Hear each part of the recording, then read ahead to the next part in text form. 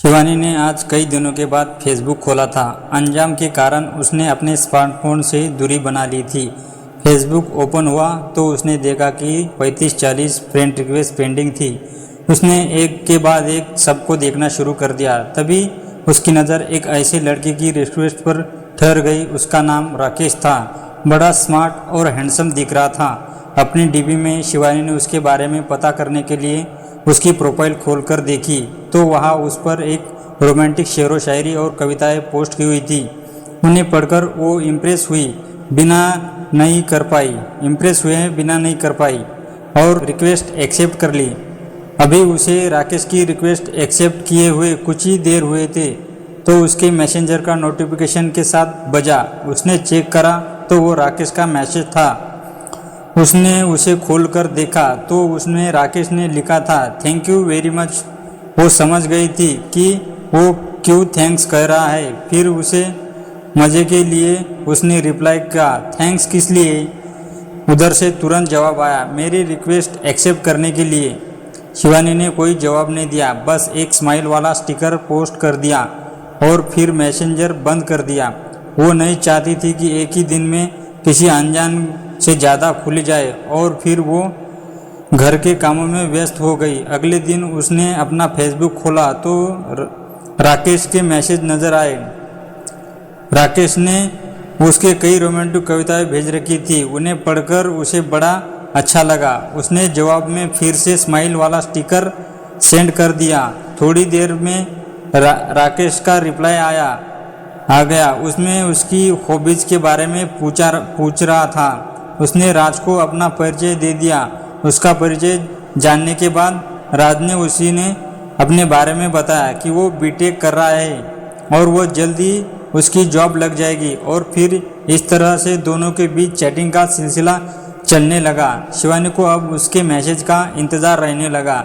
जिस दिन उसकी राकेश से बात नहीं हो पाती थी उसी दिन ऐसा लगता अधूरापन सा हो जाता।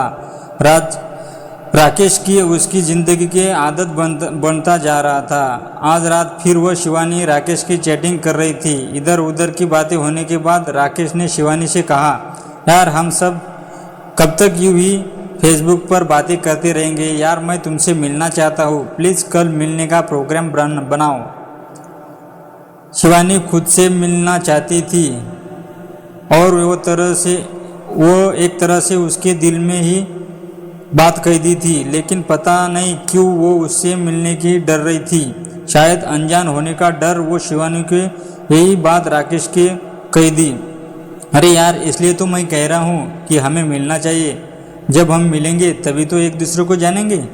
राकेश ने उसे समझाते हुए मिलने की जिद की। अच्छा ठीक है, बोलो कहाँ मिलना है, लेकिन मैं ज़्यादा देर नहीं रुकूंगी। वहाँ शिवानी ने बड़ी मुश्किल से उसे कह दिया कि ठीक है, तुम जितनी देर रुकना चाहो उतना देर रुक जाना। राकेश ने अपनी खुशी छिपाते हुए कहा और फिर वो शिवानी को उस जगह के बारे में बताने लगा जहाँ उसका आना जाना था।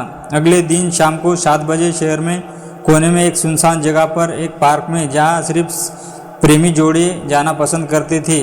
शायद एकांत के कारण राकेश ने शिवानी को वहाँ पर बुलाया था। थोड़ी देर बाद ही शिवानी पहुँच गई। राकेश ने पार्क में बाहर गेट के पास अपनी कार से पीठ लगा के खड़ा हुआ नजर आ रहा था। पहली बार उसके सामने देखकर वो बस देखती रह गई। वो अपनी फोटोज से ज़्यादा स्मार्ट और हैंडसम था। शिवानी को अपनी तरफ देखता हुआ देखकर उसने अपने आप पास आने का इशारा करा। उसके इशारे को समझकर वो अपने पास आ गई और मुस्कुराकर बोली, हाँ अब बोलो, मुझे किस लिए बुलाया है। अरे यार क्या सारी बातें यही सड़क पर करती रहोगी, आओ कार में बैठो, बात करेंगे। और फिर राकेश ने उसे कार में बैठने का इशारा करके कार में पिछला गेट खोल दिया। उसकी बात सुनकर शिवानी मुस्कुराते हुए कार में बैठने के लिए बढ़ी।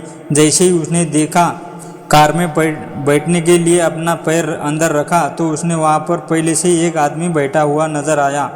शक्ल से वो आदमी कहीं भी शरीफ नहीं नजर आ रहा था। शिवानी को बढ़ते कदम ठीक नहीं लग रहे थे।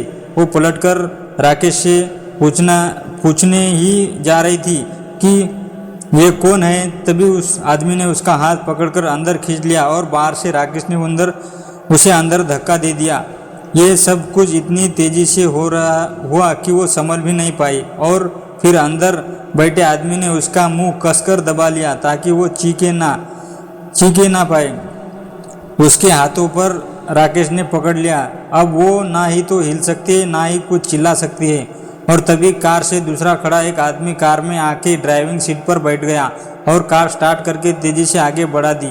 और पीछे बैठा आदमी जिसने शिवानी का मुंह दबा रखा था वो हंसते हुए राकेश से बोला, वाह भाई वाह, मज़ा आ गया, आज तो तुमने तगड़े माल पर हाथ साफ करा है। मिस मोना इसकी मोटी कीमत देगी अपने को। उसकी बात सुनकर राकेश मुंह पर उठा कर ठहाके हंसने लगा। उसे देखा कर ऐसा लग रहा था कि जैसे भेड़िया अपने पंजे में शिकार को दबोच के हंस रहा है। और वो कार तेजी से शहर के बदनाम इलाके की जिस्म की मंडी की तरफ जा रही थी। मेरी प्यारी बहनों, इस कहानी को सुनकर आपको समझ आया होगा कि अनजान आदमी से दोस्ती करना कितना भारी पड़ सकता है। अगर आप ही ये कहानी अच्छी लगी हो तो अपने फ्रेंड के साथ ज़रूर शेयर कीजिए और हमारे चैनल को सब्सक्राइब करें। और आपको हमारी ये कहानी कैसी लगी एक कमेंट बॉक्स में ज़रूर बताएं। Thank you.